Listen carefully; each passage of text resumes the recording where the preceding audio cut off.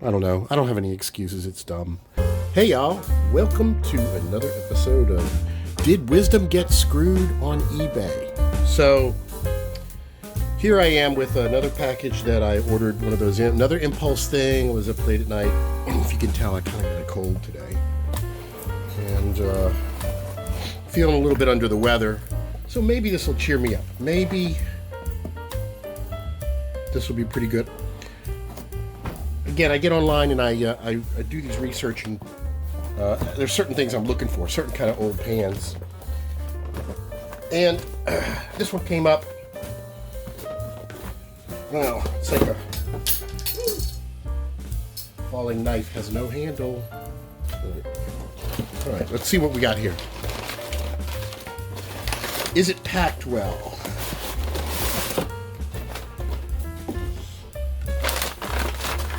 So far, so good. Look at that. That's how you pack a pan. I mean, it doesn't have pool noodles on it. Some people do that, but this is at least pretty decently packed. Let's take a look at this and see what it is. I have two things that are coming in, and there's this one and there's one other, and the other one I'm really excited about. I'll share that one with you. Too. Let's see what we got here.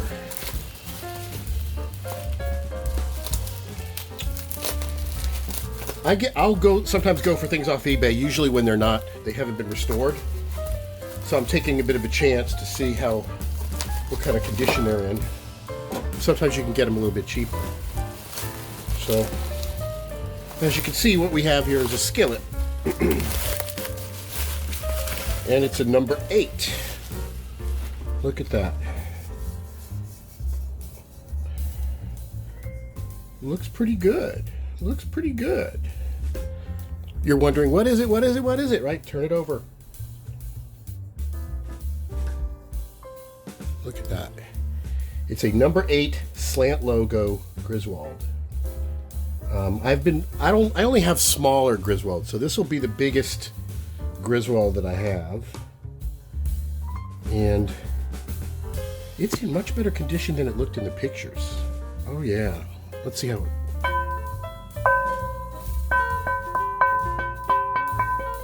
it... It rings pretty good. I don't see any cracks in it. It doesn't seem to have any rust. A little bit of surface rust, but nothing, almost like flash rust. This is going to clean up really good. There was some weird staining in the pictures that made it look like this was worse off than it really is.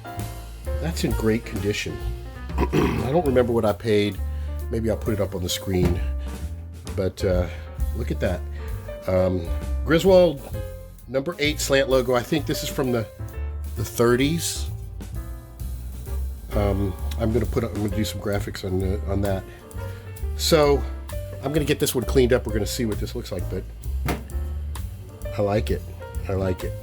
I probably paid a little too much for it, but I want to have a few of these pans in my collection for teaching and sharing, and you just don't find these out in the wild. They're just pretty much gone. This is especially when this old. But let's see what it looks like when it gets cleaned up a little more. All right, this one finally showed up. This is the package I've been waiting for. So, really, this has got to be can't be getting this stuff off of eBay. Can't be doing these late night impulse purchases, especially for what I paid for this one. But I wanted to have one kind of marquee skillet in my collection, so I just wanted to get one. No, it's not a spider or anything like that, but it is close to that. A spider is like a very sought after. There's a handful of cast iron skillets that actually go for thousands and thousands of dollars that are super duper rare. This is not necessarily that. This is, well, let's just see. Here we go. Look at that. Not too badly packed in a big old box, but yeah, maybe not all that good a pack. Huh? This came from Goodwill of San Francisco.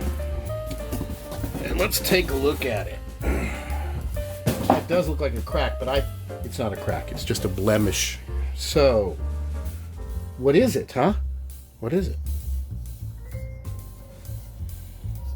Look at that. This is a very early Griswold. It's Griswold Erie 710D. So I believe this is a number 9 with the heat ring, pre the whole Griswold black logo. This, I believe, is I think the second generation. So there is one style of logo that is a little bit earlier that just says Erie on it without the Griswold. And you can see this has been pretty heavily used and it's not been restored. So I took a little bit of a chance on it. And now we want to see if it's cracked. So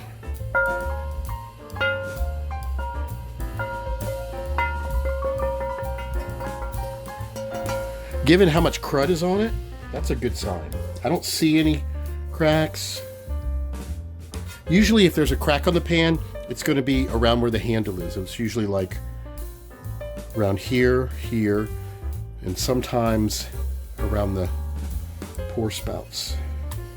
So this is, I think I paid something like $290 something for it, including shipping.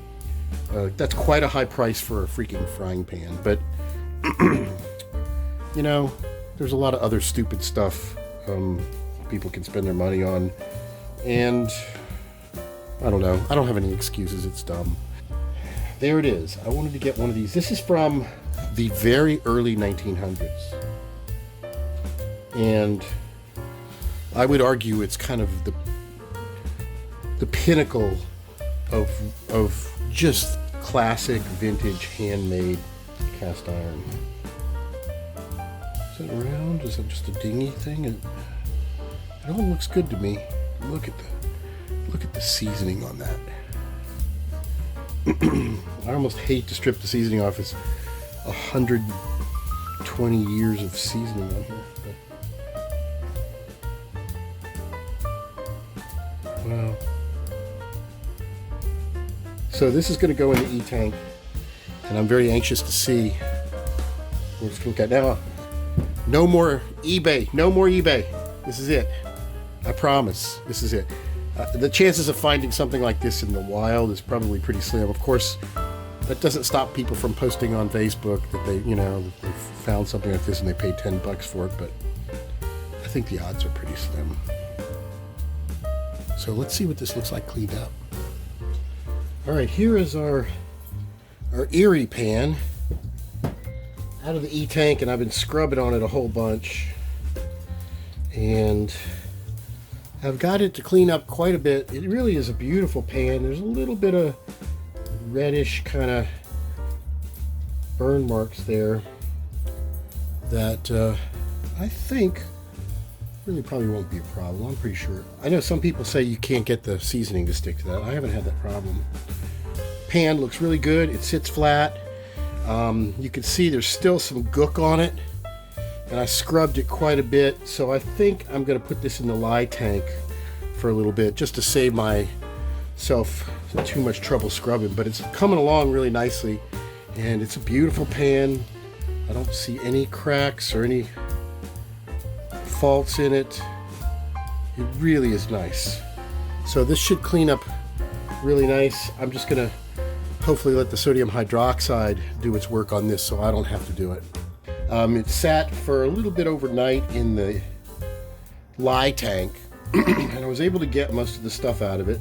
There's still just some light little staining there, but I don't mind that. You'll notice I find these old pans don't flash rust as quickly. I guess, well, there's a little bit starting to happen right there. And you can see there's a little bit of what might be argued as fire damage right there. And I think I'll be able to season over that. It's in great condition. It sits flat. What a beauty. So this came from the Goodwill in San Francisco, and I got it at an eBay auction, and I paid a lot of money for it. So it's going to be, right now, it's the most valuable pan in my collection. So, okay, let's take a look at the two eBay pickups that were featured on today's episode and how they came out. So first, let's take a look at this guy right here. This is our number 8 Griswold slant logo. Now it's been restored and seasoned. Came out really beautiful. Just a really gorgeous pan. Really super duper smooth on the inside and just absolutely beautiful. You'll see I've got some tags on some stuff because over the course of this thing I've been trying to figure out how I can sell some of my stuff and just subsidize my hobby, you know, because sometimes I find duplicates. And at the time I'm recording this, I actually do have a place to sell, but you're going to, if you follow along in the series, you're going to learn about me trying different things until I figure it out. So some of these things at the end, I'm filming a bit later. I'm about 3 or 4 months behind from the base footage, from my kind of, here's what things look like finished, because there's a reasonable amount of time that passes between initially going out there, finding them, restoring everything, and then when I'm editing stuff together, I'm like, oh, I got to do a follow-up on that. So that's kind of what I do with this last little bit. So I'm a little bit in current time now, but most of the footage is a little bit earlier. So this is what we've got. Absolutely beautiful. Oh, so smooth. Now you'll see I got a tag on it, but to be honest, I don't want to sell this. This is one of those ones that I've got a price that's like, make me an offer. It's pretty high. I think I paid quite a bit of money for this Griswold number 8 slant logo, and if somebody wants it, they'd have to pay a bit more. Let's take a look at the other Griswold here. This is a number 9, and this is our Erie number 9, and it really did come out really, really good. You can still see a little bit of this orange here that some would characterize as fire damage. But it does, they say this stuff doesn't take to seasoning, and it does take to seasoning. It's just some kind of discoloration, probably being over very, very high heat to the point where the pan might have even glowed at some point. But it does take seasoning, and it's covered with seasoning, and I figure with enough coats of seasoning, you wouldn't even see that discoloration there. It would just be all black. This is really beautiful pan. It sits flat. It's got that classic, and of course, this is a very old pan. You can see a little bit of sulfur pitting. This thing is over 100 years old. Came out absolutely beautiful. And there's a couple of different versions of the Griswold logos. First it said just Erie, then it said Griswold's Erie. There's a couple of different versions of Erie. There's a one where it just says Erie up here, and there's a stylized like script Erie that's even more sought after. And there's some argument over whether some of them came out concurrently or not, but this I think is the second generation one, early 1900s. And just, this is an absolutely beautiful example in a non-standard size, the 9. So this is in my collection, and what I hope to be able to do, as you'll see, is I want to be able to show the progression of the pans with the different logos and all that. So I want to collect enough so where I can do a really good video just showing how over time what's changed with the designs and the logos and all of that. So that's kind of my objective here. So these 2 pans came out really, really good. As always, I want to thank everybody for tuning in and watching and supporting the channel. You know, just subscribe, tell your friends, get some views. That's probably the best way to kind of help support what I'm doing. If I can get enough views on the channel, then it motivates me to make a little bit more elaborate productions and stuff. And I appreciate everything. So keep watching.